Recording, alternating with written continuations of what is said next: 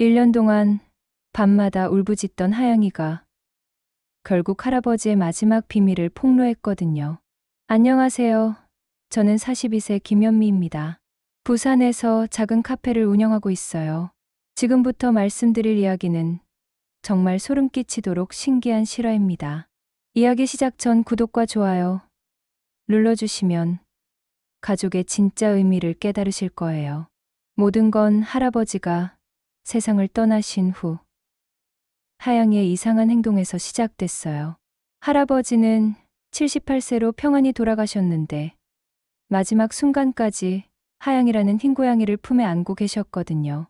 그런데 할아버지가 돌아가신 후 하영이가 완전히 다른 고양이가 되어버린 거예요. 하영이와 할아버지의 인연은 정말 운명 같았어요.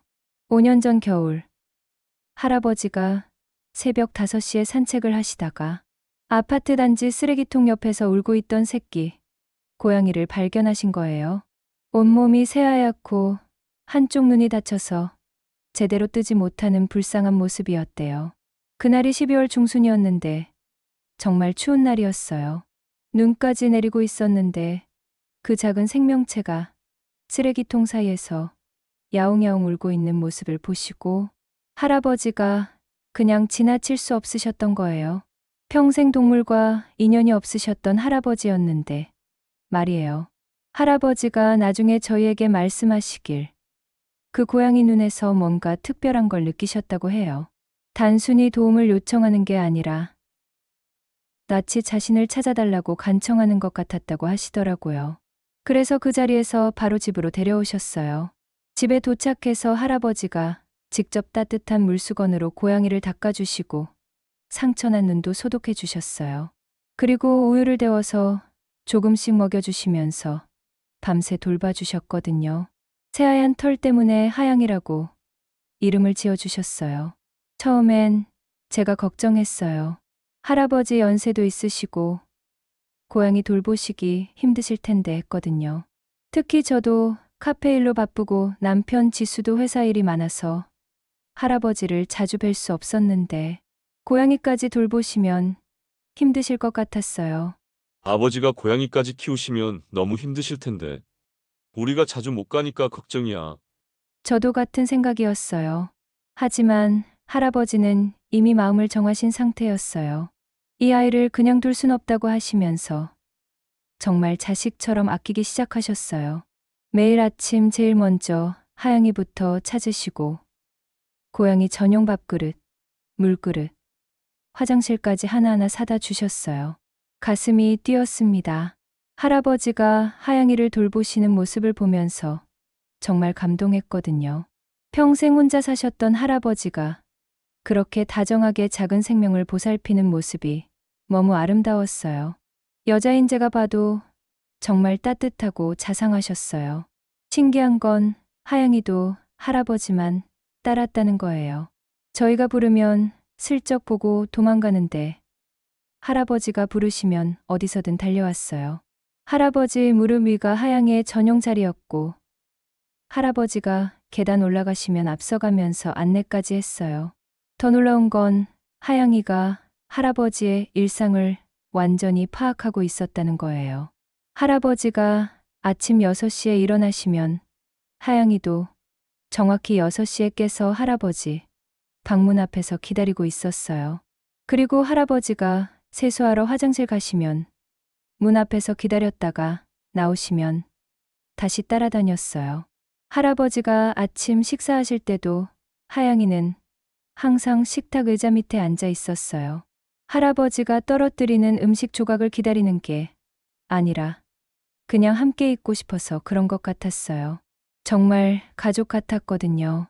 특히 할아버지가 약 드시는 시간을 정확히 알고 있었어요. 아침 8시, 저녁 6시가 되면 하영이가 약통이 있는 서랍장 앞에서 기다리고 있다가 할아버지가 오시면 야옹하고 울어서 알려드렸어요. 정말 똑똑한 고양이였어요.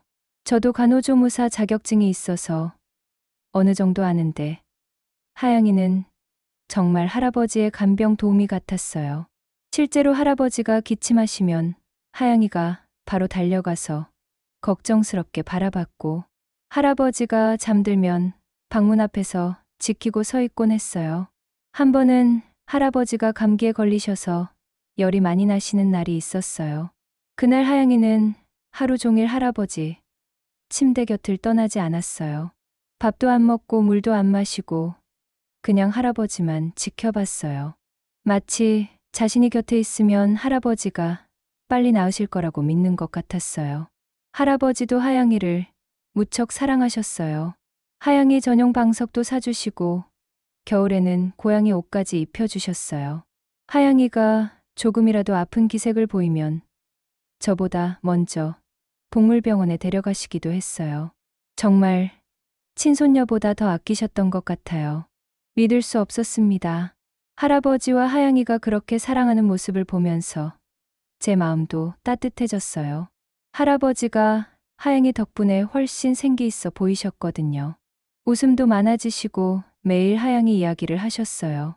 할아버지가 신문 보실 때는 하영이가 무릎 위에 올라가서 골골거리며 잠들곤 했어요.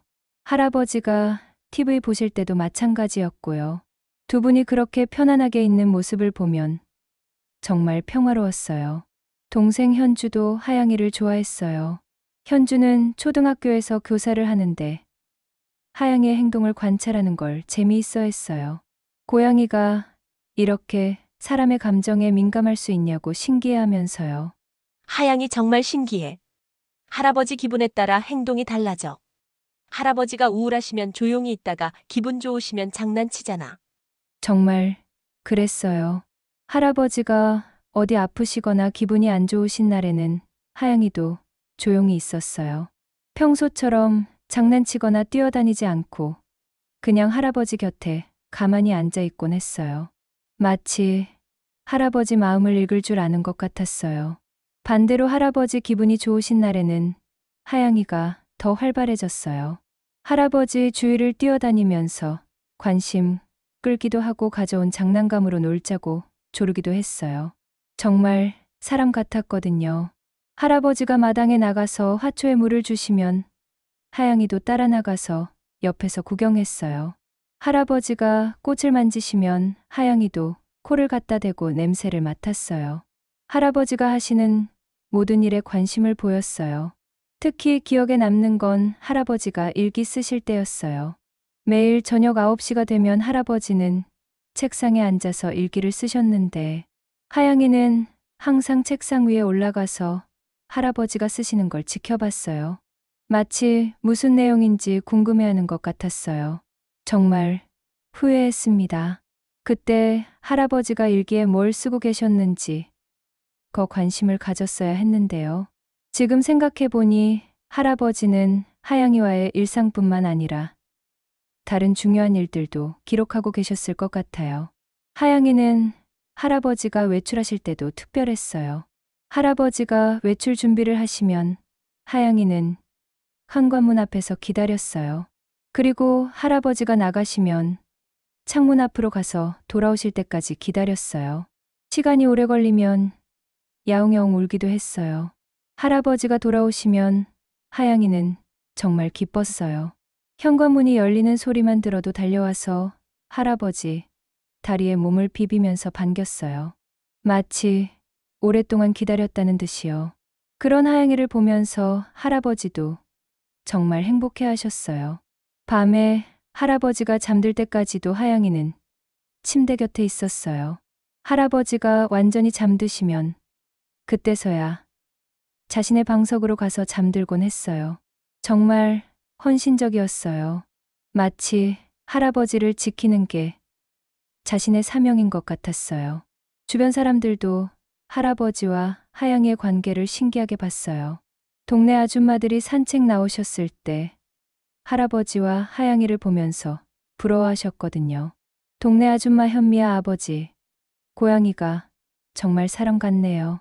어떻게 저렇게 잘 따를까요? 할아버지 하영이는 특별한 아이예요. 그냥 고양이가 아니라 진짜 가족이죠. 할아버지가 항상 하시던 말씀이었어요. 하영이는 특별한 아이라고요. 그때는 단순히 하영이를 아끼는 마음에서 하신 말씀인 줄 알았는데 지금 생각해보니 정말 예언 같은 말씀이었어요. 하지만 할아버지가 돌아가신 후 하영이의 세상이 완전히 무너졌어요. 할아버지가 돌아가신 그날은 정말 갑작스러웠어요. 전날까지도 평소와 다름없이 하영이와 함께 저녁을 드셨는데 아침에 일어나 보니 평안히 돌아가셨던 거예요. 그날 아침 하영이의 모습을 잊을 수가 없어요. 평소처럼 할아버지 방에 들어갔다가 할아버지가 일어나시지 않자 대속 할아버지를 깨우려고 했어요. 발로 할아버지 손을 건드리기도 하고 얼굴을 핥기도 하고 야옹야옹 울어서 깨우려고 했어요.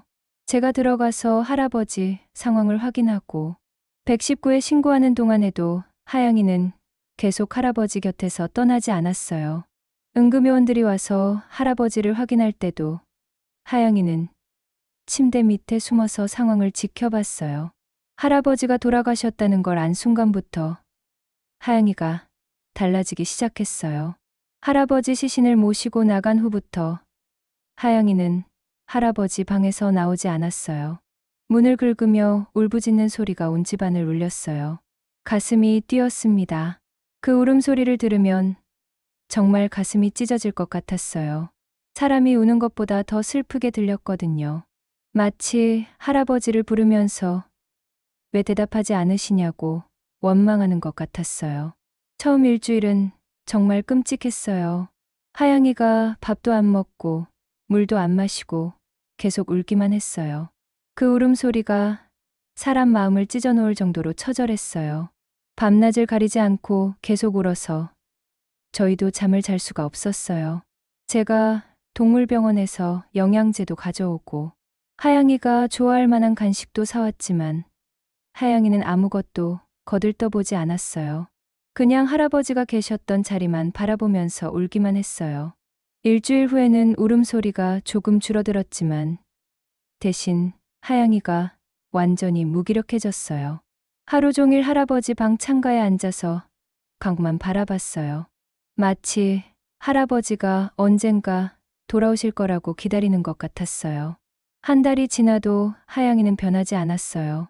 체중이 눈에 띄게 줄었고 새하얀 털도 윤기를 잃고 거칠어졌어요.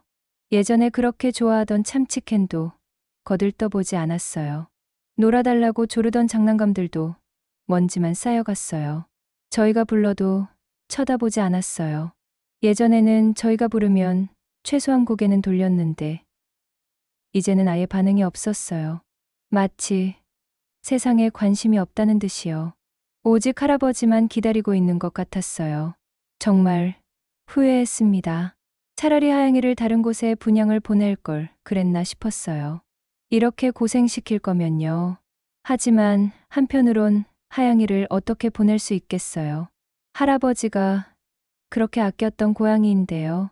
남편 지수도 걱정이 많았어요. 지수는 원래 고양이를 별로 좋아하지 않았는데 하영이만큼은 예뻐했거든요. 그런 하영이가 이렇게 되니까 안타까워했어요. 하양이 정말 위험한 것 같아. 이렇게 안 먹으면 죽을 수도 있어.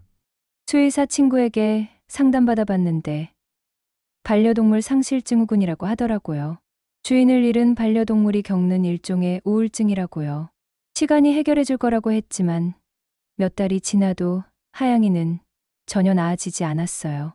오히려 시간이 갈수록 더 심해졌어요. 3개월이 지나자 하영이는 거의 말라비틀어졌어요. 원래 4kg였는데 2kg까지 빠진 거예요.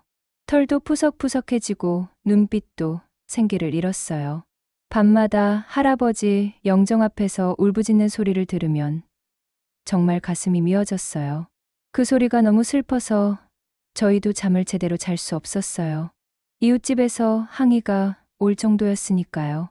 옆집 아주머니가 와서 그러더라고요. 밤에 고양이 우는 소리 때문에 잠을 못 잔다고요. 뭔가 조치를 취해달라고 했어요. 저도 미안했지만 하영이를 어떻게 해야 할지 몰랐어요. 동생 현주가 교사라서 여러 방법을 시도해봤어요. 할아버지 물건을 하영이 근처에 놓아보기도 하고 할아버지 목소리를 녹음해서 들려주기도 했어요. 하지만 아무 소용이 없었어요. 오히려 더 슬퍼하는 것 같았어요. 하양이가 뭔가 알고 있는 것 같아. 단순히 할아버지를 그리워하는 것 이상의 무언가가 있는 것 같다고. 현주 말이 맞는 것 같았어요. 하양이의 행동이 일반적인 반려동물의 상실감과는 달랐어요. 뭔가 간절히 찾고 있는 것 같았고, 무언가를 해야 한다는 사명감 같은 게 느껴졌어요. 6개월이 지나면서 하양이의 이상한 행동이 더 심해졌어요.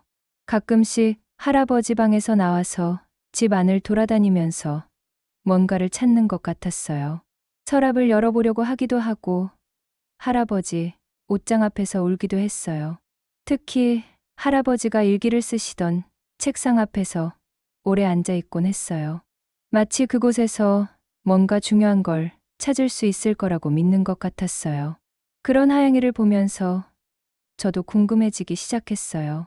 할아버지 일기장을 찾아봤어요. 할아버지가 5년 동안 빼먹지 않고 쓰신 일기가 있었는데 대부분이 하영이에 대한 내용이었어요. 하영이와의 일상, 하영이 건강, 하영이에 대한 사랑이 가득했어요. 하지만 중간중간 다른 내용들도 있었어요. 간병인 순희 씨에 대한 이야기, 순희 씨 딸 지민이에 대한 걱정, 그리고 자신의 걱정과 고민들이 적혀 있었어요. 그때는 대충 넘어갔는데 지금 생각해보니 중요한 단서들이었던 것 같아요. 그러던 중 할아버지 일주기가 다가왔어요. 성묘를 가기로 했는데 하영이도 데려가자는 얘기가 나왔어요. 할아버지를 한 번 더 뵈면 하영이가 마음의 정리를 할 수 있을까 싶어서요. 저는 처음에 반대했어요. 하영이 상태가 좋지 않은데 먼 길 가는 게 부담될 수 있다고 생각했거든요. 하지만 현주가 오히려 도움이 될 수도 있다고 했어요. 심리적 마무리가 필요할 거라고요. 현주 언니, 하영이한테도 작별 인사가 필요할 것 같아. 할아버지를 제대로 보내드리지 못해서 계속 기다리고 있는 건 아닐까? 그 말이 맞는 것 같았어요. 하영이는 할아버지가 갑자기 사라진 게 이해가 안 될 거예요. 마지막 인사도 못했으니까요. 그래서 결국 하영이를 데려가기로 했어요. 성묘 당일 아침 하영이의 행동이 정말 이상했어요. 평소보다 더 예민하고 불안해했어요. 이동장에 넣으려는데 발톱을 세우며 저항했어요. 그런데 이상한 건 저항하면서도 어디론가 가야 한다는 표정이었어요. 이동장에 들어간 후에는 계속 야옹야옹 울었어요. 평소에 차 탈 때는 조용했는데 그날은 달랐어요. 더 간절하고 절박한 소리였어요. 마치 빨리 가자고 재촉하는 것 같았어요. 부산에서 양산까지는 1시간 정도 걸리는데 하영이가 내내 창밖을 뚫어져라 바라봤어요. 마치 어디론가 가야 할 곳이 있다는 걸 아는 것 같았어요. 그 눈빛이 평소와 완전히 달랐어요. 1년 만에 처음 보는 생기 있는 눈빛이었어요. 산에 가까워질수록 하영이가 더 예민해졌어요. 이동장 안에서 돌아다니며 야옹야옹 울기 시작했어요. 그런데 그 울음소리가 평소 슬픈 울음과 달랐어요. 더 간절하고 절박했어요. 뭔가 중요한 일을 해야 한다는 듯이요. 하양이 상태가 이상해. 너무 흥분한 것 같은데 괜찮을까? 저도 걱정됐지만 이미 와 버린 상황이어서 어쩔 수 없었어요. 하지만 한편으론 하양이의 그런 반응이 신기했어요. 1년 동안 무기력하게 지내던 아이가 갑자기 이렇게 에너지를 보인다니요. 가슴이 뛰었습니다. 하양이의 그런 모습을 본 적이 없었거든요. 마치 무언가 중요한 일이 기다리고 있다는 걸 아는 것 같았어요. 저도 덩달아 긴장되기 시작했어요. 묘지에 도착하자마자 더 이상한 일이 벌어졌어요. 이동장 문을 열자마자 하양이가 화살처럼 튀어나가더니 일직선으로 할아버지 무덤을 향해 달려간 거예요. 1년 동안 제대로 걷지도 않던 아이가 그렇게 빨리 뛸 수 있다니요. 하영이는 할아버지 무덤에 도착하더니 무덤 위에 올라앉았어요. 그리고 뭔가를 찾는 것처럼 이곳저곳을 킁킁거렸어요.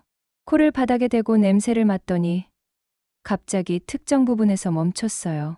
처음엔 할아버지 냄새를 맡는 건가 싶었어요.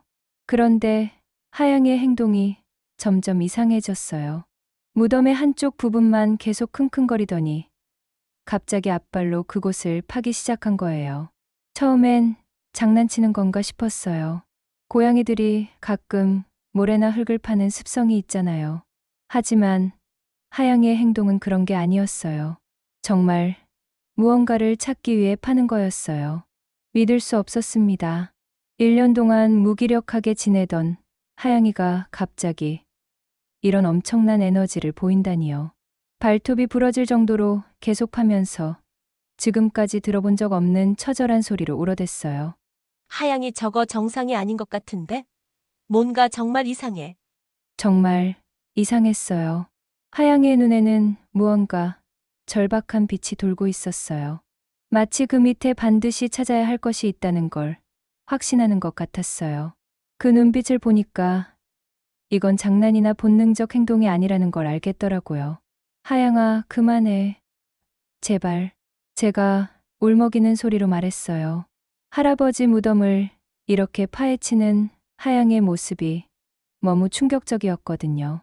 하지만 하영이는 전혀 멈출 기색이 없었어요.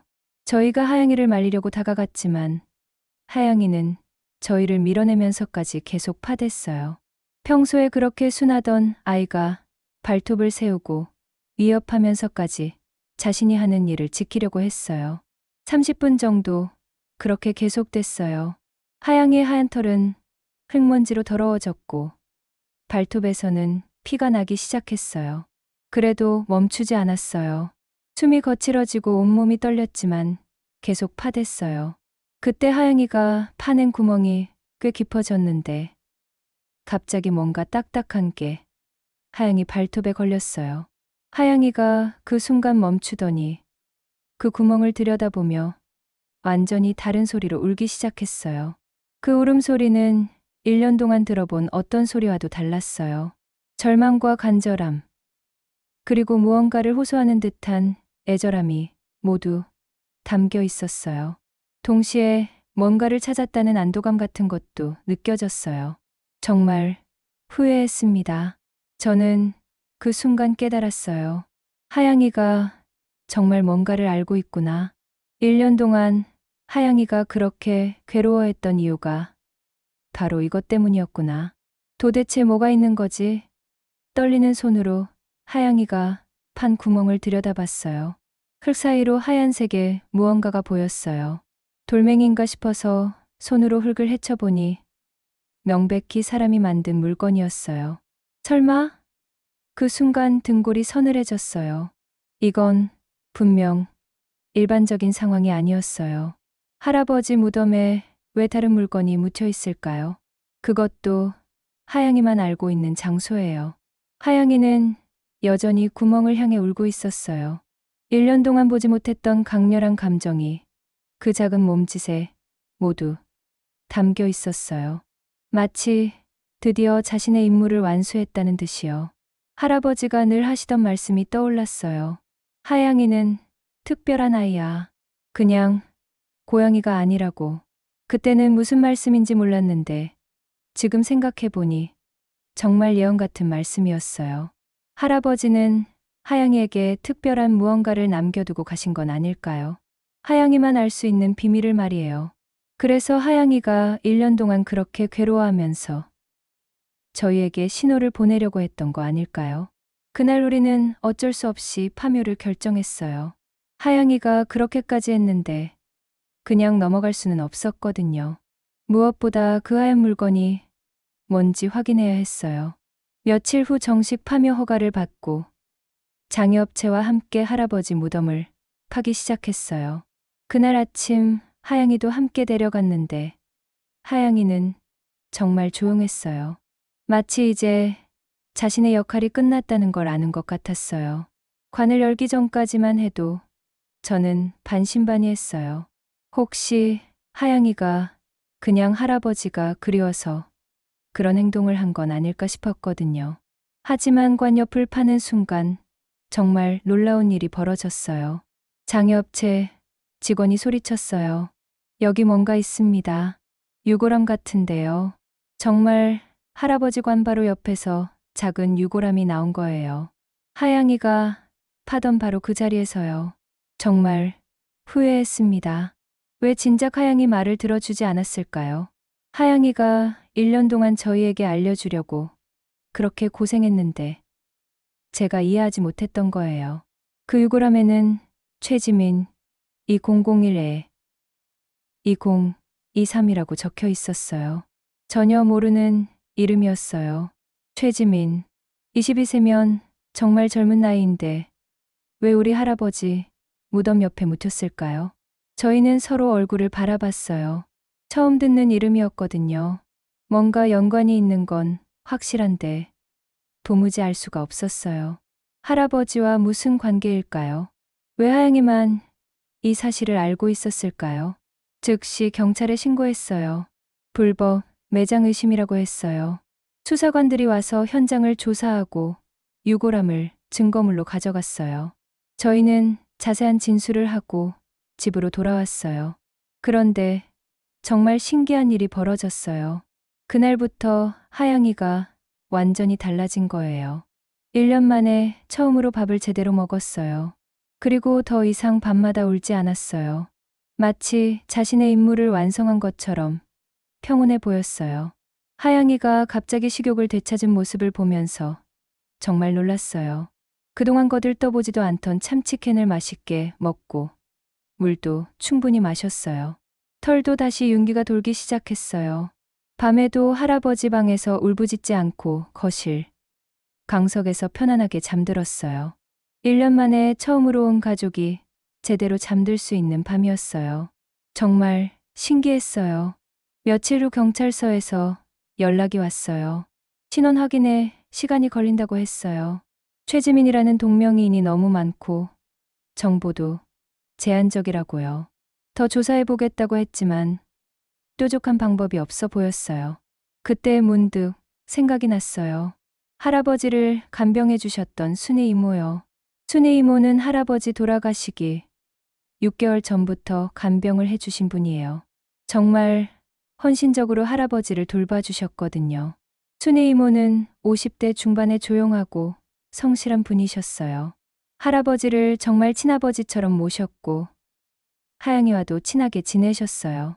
하영이가 순희 이모만 보면 꼬리를 흔들며 반겼을 정도였어요. 순희 이모에게 전화를 걸었어요. 혹시 최지민이라는 이름을 아시는지 물어봤는데 전화 너머로 숨소리가 거칠어지는 게 느껴졌어요. 그리고 한참 침묵이 흘렀어요. 지민이를 어떻게 아세요? 뭔가 아시는 것 같았어요. 목소리가 떨리고 있었어요. 혹시 저희 집에 와서 이야기해 줄 수 있냐고 부탁드렸더니 며칠 생각해 보겠다고 하시더라고요. 며칠 후 순희 이모가 저희 집에 찾아오셨어요. 얼굴이 창백하고 눈이 빨갛게 부어 있었어요. 뭔가 심각한 일이 있었나 싶었어요. 그런데 순희 이모가 현관문을 들어서자마자 무릎을 꿇고 절을 하기 시작하신 거예요. 정말 죄송합니다. 제가 잘못했어요. 용서해 주세요. 왜 그러세요? 일어나세요. 무슨 일인지 차근차근 말씀해 주세요. 하지만 순희 이모는 계속 바닥에 앉아 계셨어요. 온몸이 떨리면서 눈물을 흘리고 계셨어요. 그리고 떨리는 목소리로 진실을 털어놓기 시작하셨어요. 그 내용은 정말 충격적이었어요. 최지민은 순희 이모의 딸이었어요. 하나뿐인 딸이었는데 선천성 심장병을 앓다가 작년에 세상을 떠났다는 거예요. 가슴이 뛰었습니다. 순희 이모의 고백을 들으면서 정말 가슴이 아팠어요. 하나뿐인 딸을 잃은 어머니의 심정이 어떨까요? 저도 여자라서 그 마음이 더 잘 이해됐어요. 그런데 더 충격적인 건 장례를 치를 돈이 없어서 할아버지 무덤 옆에 몰래 묻었다는 거였어요. 얼마나 절망적이셨을까요? 딸을 제대로 보내드리지도 못한 그 심정이요.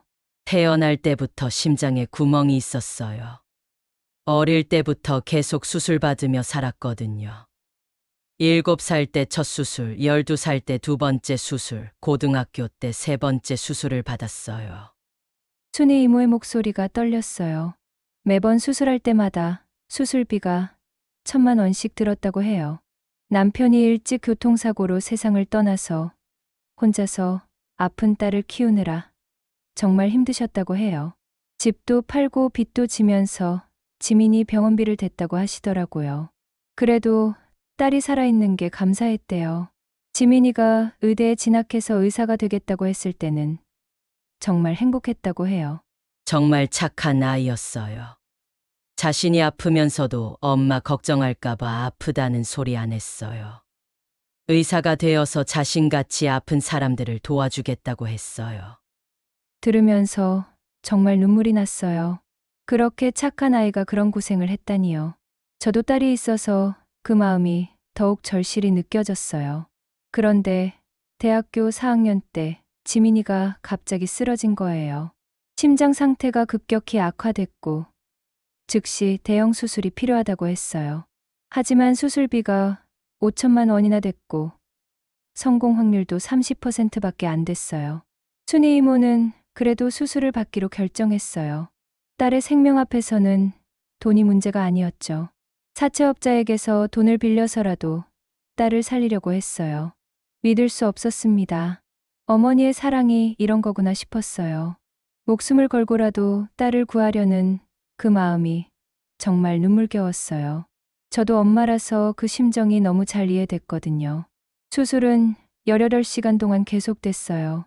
순이 이모는 그 시간 동안 병원 복도에서 무릎을 꿇고 기도했다고 해요.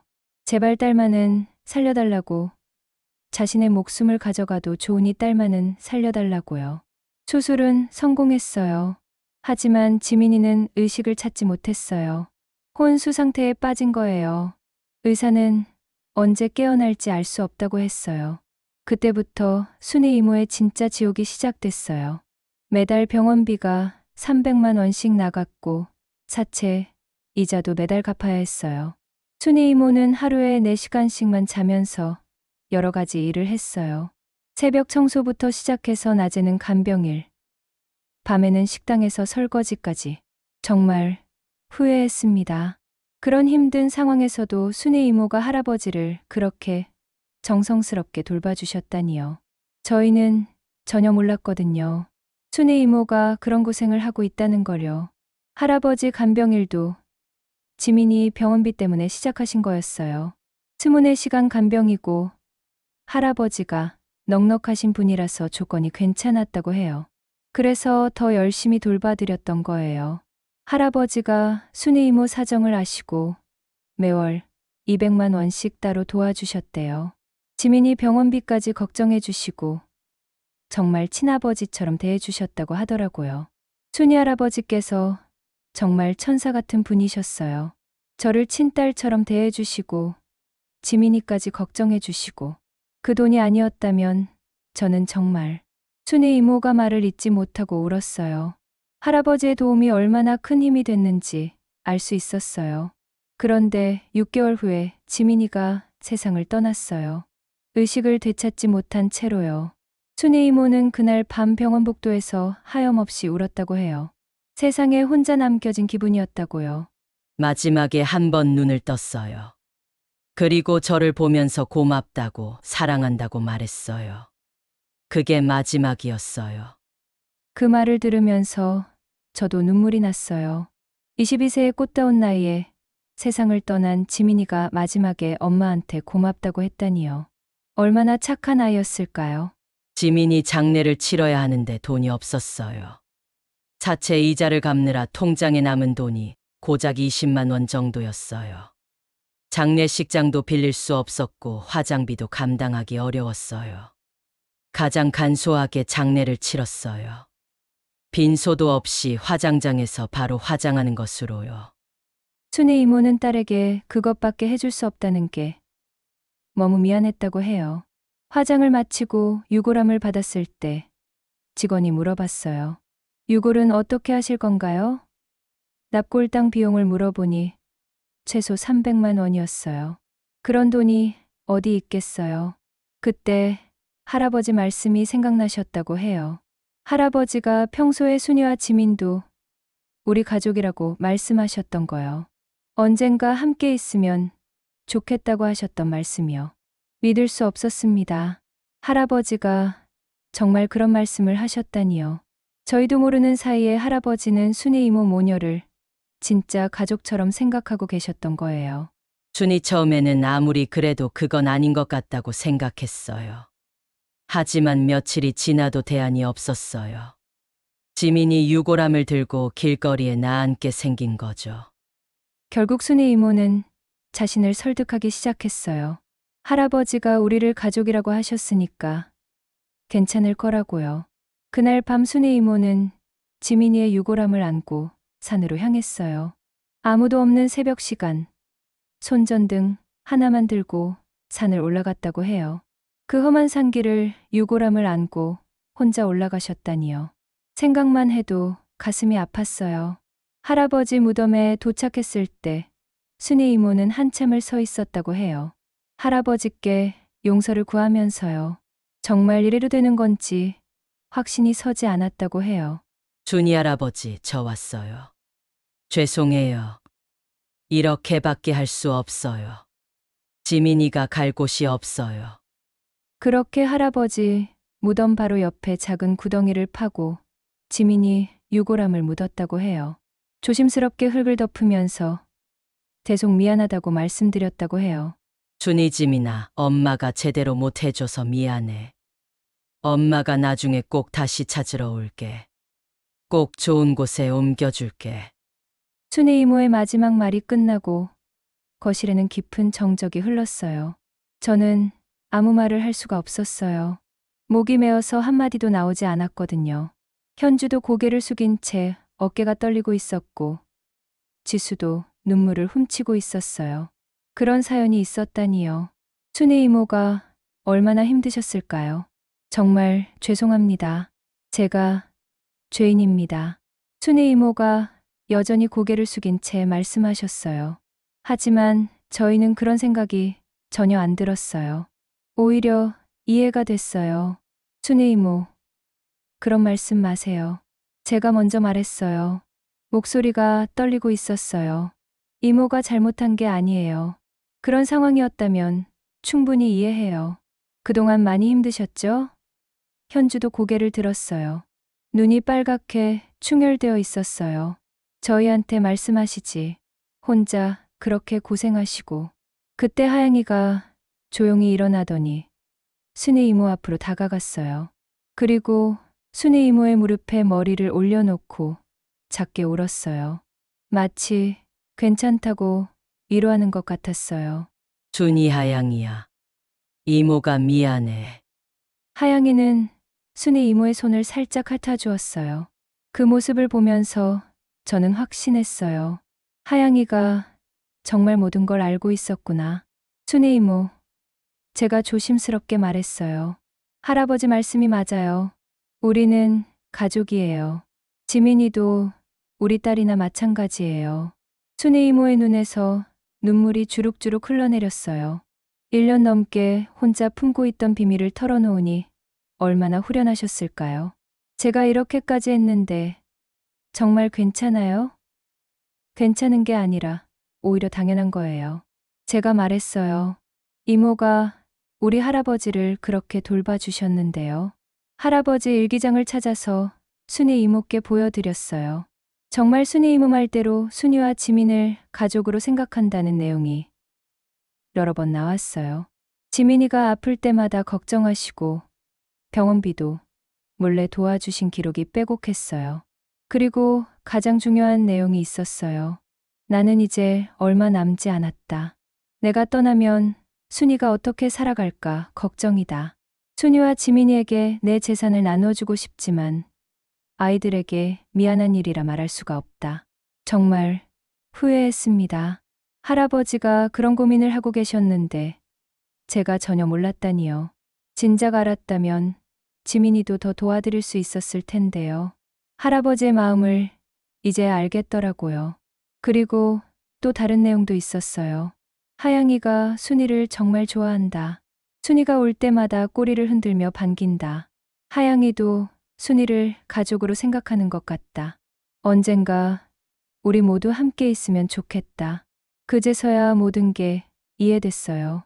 하영이가 왜 그렇게 순이 이모를 따랐는지, 왜 1년 동안 그렇게 괴로워했는지, 왜 지민이가 묻힌 곳을 정확히 알고 있었는지요.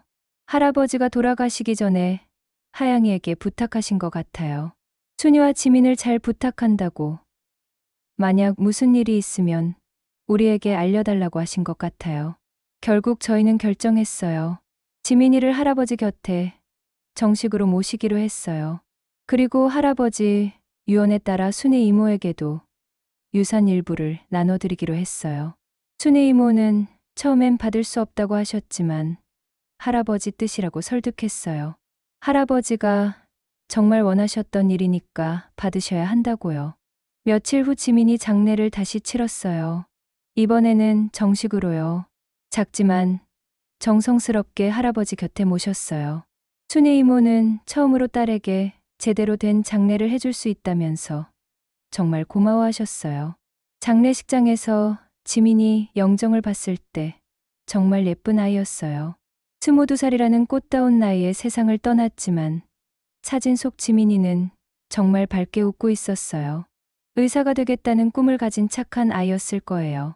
그리고 가장 놀라운 건 하양이었어요. 지민이 장례를 치른 그날부터 하양이가 완전히 달라진 거예요.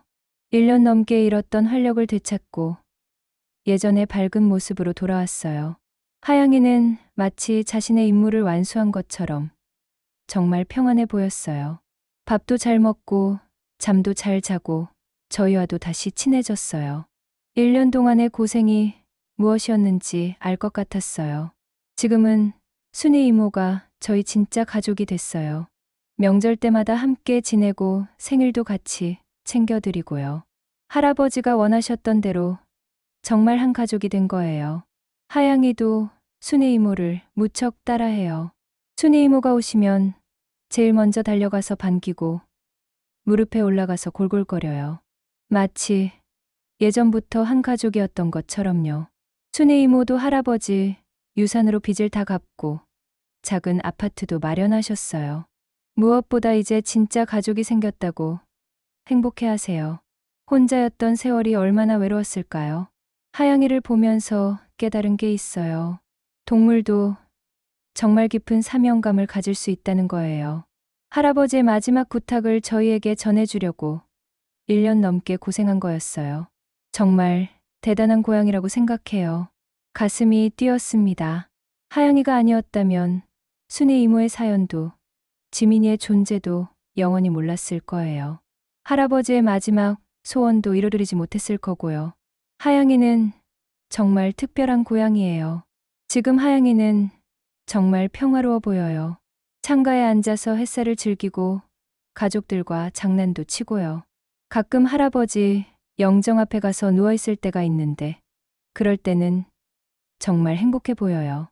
순이 이모도 이제 편안한 미소를 보여요. 그동안 얼마나 힘드셨을까요? 혼자서 아픈 딸을 돌보고 빚에 쫓기면서도 할아버지를 정성껏 모셔주셨으니까요. 요즘 성묘 갈 때마다 느끼는 게 있어요. 할아버지와 지민이가 함께 계시니까 더 든든한 것 같아요. 하양이도 무덤 앞에서 예전처럼 파헤치지 않고 조용히 앉아 있어요. 할아버지 산소에는 이제 2개의 작은 비석이 나란히 서 있어요. 할아버지와 지민이 비석이요. 순이 이모가 정성껏 만드신 비석인데 정말 예쁘게 잘 만들어졌어요. 믿을 수 없었습니다. 고양이 한 마리가 우리 가족의 운명을 이렇게 바꿨다니요.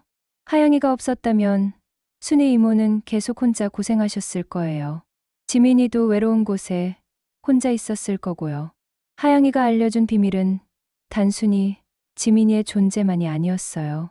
진짜 가족의 의미를 알려준 거였어요. 할아버지의 넓은 사랑을 전해준 거였고요. 피로 연결된 가족보다 마음으로 통하는 사람이 진짜 가족이라는 걸 깨달았어요. 순이 이모와 지민이가 바로 그런 가족이었던 거예요. 할아버지도 그걸 알고 계셨고 하영이도 알고 있었던 거예요. 동물의 충성심과 사명감이 이런 기적을 만들어낸 거예요. 하영이는 1년 넘게 괴로워하면서도 포기하지 않고 저희에게 신호를 보냈어요. 정말 대단한 일이에요. 만약 여러분 중에 반려동물이 이상한 행동을 보인다면 한 번 더 관심을 가져주세요. 혹시 무언가를 알려주려는 것일 수도 있어요. 동물들은 우리보다 훨씬 예민하고 깊은 감정을 가지고 있거든요. 저희 가족은 이제 더욱 화목해졌어요. 순이 이모까지 합쳐져서 더 큰 가족이 됐거든요. 하양이도 모든 식구들을 골고루 사랑해주고요. 특히 하양이와 순이 이모의 관계를 보면 정말 신기해요. 서로를 정말 가족처럼 아끼거든요. 순이 이모가 오시면 하양이가 제일 먼저 달려가고 순이 이모도 하양이를 친손녀처럼 귀여워하세요. 지민이 이야기를 들으면서 정말 안타까웠어요. 그렇게 착하고 성실한 아이가 꿈을 이루지 못하고 세상을 떠났다니요. 하지만 이제는 할아버지 곁에서 편안히 쉬고 있을 거예요. 순이 이모가 말씀하시기를 지민이가 하양이를 정말 좋아했대요. 병원에 입원해 있을 때도 하양이 사진을 보면서 만지고 싶다고 했대요. 지금쯤 천국에서 함께 놀고 있을지도 몰라요. 마지막으로 하고 싶은 말은 절대 포기하지 말라는 거예요. 하양이처럼 끝까지 포기하지 않으면 기적이 일어날 수 있어요. 우리 가족이 더 넓어진 것처럼요. 동물들도 우리만큼 깊은 사랑과 충성심을 가지고 있어요. 그들의 마음을 이해하려고 노력하고 더 소중히 대해주세요. 그러면 여러분에게도 하양이 같은 특별한 동반자가 될 거예요. 여러분에게도 따뜻한 기적이 찾아오길 바라요. 가족의 진짜 의미를 깨닫고 더 넓은 사랑을 나눌 수 있게 되기를 바라요. 하양이가 저희에게 알려준 것처럼 말이에요. 끝까지 시청해주셔서 감사합니다. 여러분의 구독과 좋아요는 영상 제작에 큰 힘이 됩니다. 감사합니다.